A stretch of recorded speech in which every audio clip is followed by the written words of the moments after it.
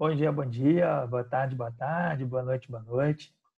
Para quem não lembra, eu sou o Rodrigo, professor de Biologia, e hoje a gente vai estudar a parte da respiração humana, dando continuidade ao capítulo anterior que a gente viu, capítulo 8. Hoje é o capítulo 9, tudo bem? Então, meus amores, para a gente poder continuar esse estudo, vou fazer a projeção aqui para a gente dos slides da aula de hoje, para a gente poder visualizar na figura para ficar mais fácil. Bom, reparem o seguinte, lá na aulinha anterior, a gente tinha falado sobre a questão da inspiração e expiração. Na inspiração, era o momento onde o ar entrava pelas narinas e se deslocaria até os nossos pulmões, levando preferencialmente para a gente a molécula do gás oxigênio. O objetivo da inspiração, então, é permitir a entrada do oxigênio, porque esse oxigênio depois, lá nos alvéolos pulmonares, as células presentes nos nossos pulmões, vão permitir com que ele caia na corrente sanguínea e fosse transportado até nossas células. Lembra que o objetivo é que esse oxigênio retirado do ar e jogado pelas narinas até os pulmões é para que cada célula receba esse gás e gere a energia necessária para a sua função, para o seu funcionamento. Então, nesse exemplo daqui da figura que a gente está vendo, a gente está percebendo, por exemplo, que lá nos alvéolos pulmonares, né, essa cápsula que tem aqui, você tem uma concentração maior de oxigênio. Olha lá, ó, o PO2 está igual a 104 milímetros de mercúrio.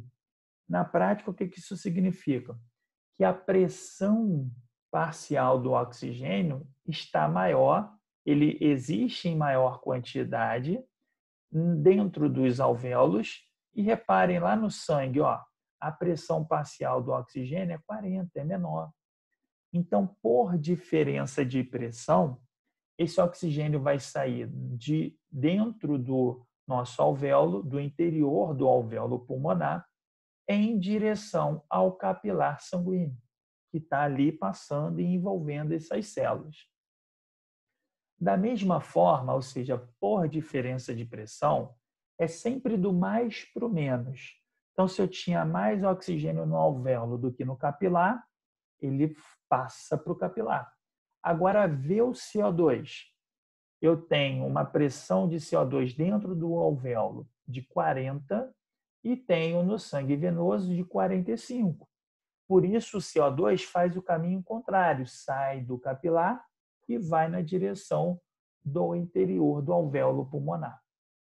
Então, essa troca gasosa vai ocorrer devido à diferença na concentração dessas duas moléculas gasosas. E o nome dessa troca gasosa, que acontece entre o alvéolo pulmonar e o capilar sanguíneo, é o que está escrito lá em amarelo, chamado hematose. Aqui a gente viu na semana passada. E, no caso específico para a gente, dando continuidade a esse assunto, a gente vai lembrar também que a reação que vai ocorrer no sangue para otimizar o transporte de oxigênio para as células vai ser mediada por uma enzima. Lembra, enzimas são proteínas que facilitam algumas reações químicas. Então, aqui, por exemplo, ó, nós temos a anidrase carbônica, olha lá embaixo na figura, ó. A anidrase carbônica vai pegar o CO2 e reagir ele com a água. Dessa reação vai ser gerado o H2CO3, que é um ácido fraco e se dissocia, se separa rapidamente em íon H+, que é o famoso próton, e o íon HCO3-1, o bicarbonato. Reparem que isso tudo está ocorrendo dentro das hemácias. Olha esse nome aqui, ó, eritrócito. É a mesma coisa, é um sinônimo das hemácias, os glóbulos vermelhos. Então, essa reação que acontece dentro das hemácias é para que você libere o CO2 que estaria preso dentro da hemácia, para que na forma do íon bicarbonato, o HCO3-1, ele sai da hemácia e vai ser transportado na parte líquida, chamada, olha aqui na direita, ó, plasma sanguíneo. Então, ao invés do CO2 ficar preso dentro das hemácias, ele vai estar no plasma sanguíneo, ali na forma do bicarbonato, para que as hemácias e as suas hemoglobinas, as proteínas que se ligam aos gases, possa ficar livre, disponível para o principal gás necessário às nossas células, o oxigênio. Então, agora que o CO2 está livre, eu vou pegar essa hemoglobina e vou prender ela em grande quantidade ao oxigênio. Então, as minhas hemácias ou as hemoglobinas ligadas ao oxigênio vai aumentar a saturação dela, vai aumentar a quantidade de hemácias ligadas ao oxigênio, o que é bom para a gente, né? Então, o oxigênio vai estar ligado lá dentro das hemácias e o CO2, a maior porcentagem, repare, ó, 70%, vai estar sendo transportado pelo nosso sangue na forma de bicarbonato. Tá? Além disso, a gente também viu na semana passada, e vale a pena reforçar rapidamente, que cada composto desse, né, chamado oxihemoglobina, o carbo ou carboxi, está ali mostrando para a gente a ligação da hemoglobina a uma determinada molécula gasosa. No caso da oxihemoglobina, a hemoglobina está ligada ao oxigênio. O carbohemoglobina, ela está ligada ao CO2 e o carboxi ao CO. Só que desses três compostos, vale a pena a gente fazer uma observação importante. E já foi motivo de questão de prova, às vezes, aí dos vestibulares. Reparem que esse último composto, o carboxi, ele é altamente prejudicial para as nossas células. Por quê? Porque ao inalar o monóxido de carbono, ele tem maior afinidade do que o oxigênio pelas nossas hemoglobinas. Então, significa que quando ele está presente, a hemoglobina não quer papo com o oxigênio. E, na prática, isso significa menos oxigênio sendo transportado para as células, menos energia. Por isso que o corpo vai paralisando, vai parando de funcionar, o que pode provocar, num primeiro momento, uma tontura, uma sensação de mal-estar, desmaios, e se continuar aquela inalação, pode acabar levando o indivíduo à morte por asfixia. Tudo isso porque faltou oxigênio, faltou a forma da nossa célula de produzir essa energia rápida para o funcionamento celular. Então, a gente deve evitar essa situação onde veículos, né, estão ali gerando esse combustível, né, esse gás nocivo, quando queima uma gasolina, quando queima um diesel, quando queima combustível fóssil, né? As indústrias, as fábricas, tudo isso, quando liberam essas moléculas gasosas tóxicas, a gente deve estar presente ali, ou melhor, não deve estar presente para poder não inalar esses produtos tóxicos, né? Era comum, por exemplo, né, dependendo das regiões mais frias, as pessoas terem as garagens fechadas, aí ligava o carro, ia fazer alguma manutenção, e quando você ia ver, por ausência de ventilação, aquele gás ficava aumentando a dosagem, a pessoa respirando e acabava desmaiando, e tivemos alguns casos de morte por isso. Agora, nessa figura que a gente está visualizando, a gente está lembrando daqui o seguinte: existe uma estrutura no nosso lá, quase cérebro, que é chamada de bulbo. Esse nomezinho daqui, ó, bulbo, ele vai estar relacionando a gente com o controle da nossa respiração. E o que ele faz propriamente dito? Ele é como se fosse uma pecinha que fica medindo a concentração do CO2, do gás carbônico. Lembra que ele é transportado preferencialmente no sangue e lá no plasma sanguíneo? Só que, quando a gente fala do sangue, a gente não pode esquecer que a ideia é que eu tenha o menos possível desse gás tóxico. Por isso que quando ele é gerado na célula, eu carrego ele até chegar lá nos pulmões, na forma de bicarbonato, HCO3-1. E chegando nos pulmões, esse bicarbonato não sai pela respiração.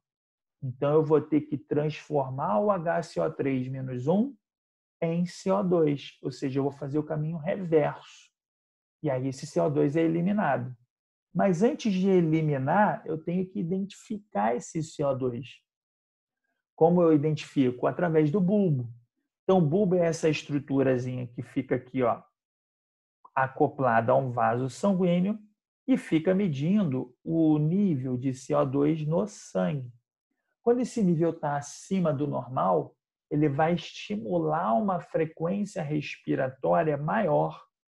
Na prática, o que significa? Você respira mais rápido para que eu possa eliminar o CO2 e permitir a inspiração do oxigênio, para assim equilibrar aquela dosagem. Então, o que a gente vai ver aqui, ó, na próxima figurinha? Você tem aqui no esquema lá em cima, né, a respiração celular, que é o processo que a gente citou de produção de energia dentro da célula.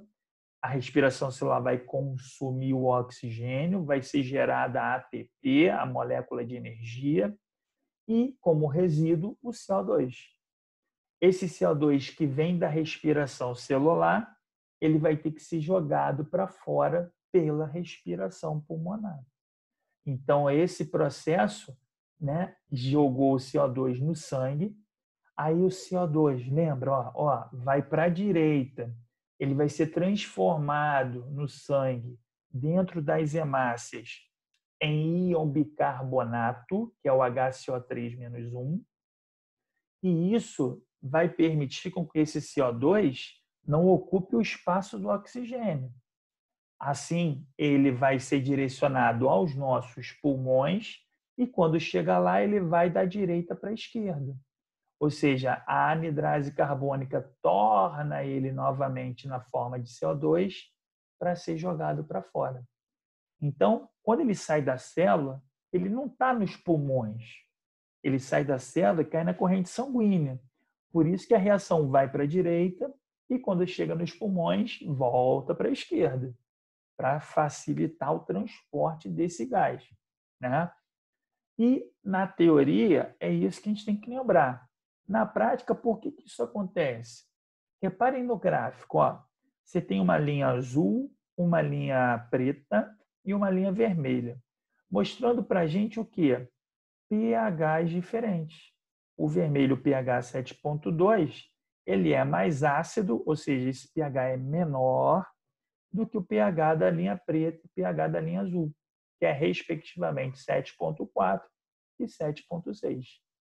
Repare que esse gráfico está mostrando para a gente o seguinte: em função dessa acidez, né, a pressão parcial de oxigênio, reparem lá no eixo X, ó, o PO2, ele vai ser influenciado pela acidez sanguínea, chamada de acidose. Quando a gente fala de acidez no sangue, eu estou falando desse cara, ó, lá em cima, o H+. Quanto mais H+, quanto maior a quantidade desse próton no sangue, maior vai ser a acidez, porque a concentração desse próton determina a queda do pH. Então, se eu tenho muitos prótons, muitos H+, o pH diminui, fica mais ácido. E o que isso na prática significa para a gente? Olha aqui embaixo, escrito em azul. Quando o pH diminui, então o pH diminui, né? Você vai ter aqui um aumento da concentração de CO2, o que na prática implica numa menor afinidade, então, da hemoglobina pelo oxigênio. O que está acontecendo? Com essa situação, o oxigênio vai ser liberado da hemoglobina para os nossos tecidos, para as células. E acontece o contrário quando aumenta o pH. Então, o aumento do pH significa que a nossa setinha lá na reação química lá em cima, se está aumentando o pH, eu estou indo para a esquerda. Se eu estou indo para a esquerda, eu estou aumentando ou diminuindo? Estou diminuindo. Opa, aqui, ó. Se eu estou, né, indo para a esquerda, eu vou jogar esse CO2 para fora e por isso eu vou diminuir a concentração dele. Entendeu? Na prática, se eu estou diminuindo a concentração de CO2, é porque eu estou tendo agora uma afinidade maior pelo oxigênio. Se eu tenho menos o CO2, eu diminuo a competição pela hemoglobina das nossas hemácias.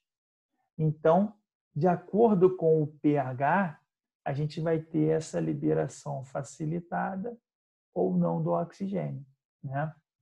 E reparem, a diminuição do pH, que é essa situação do pH na linha vermelha aqui, das 3, né? Você tem o pH sanguíneo baixo em 7,2, significa que eu estou liberando esse oxigênio para os tecidos. Por isso que eu estou tendo uma saturação menor das minhas hemoglobinas. A linha vermelha está abaixo do 40 de saturação, enquanto que, por exemplo, aqui a linha azul vai estar entre 60 e 70.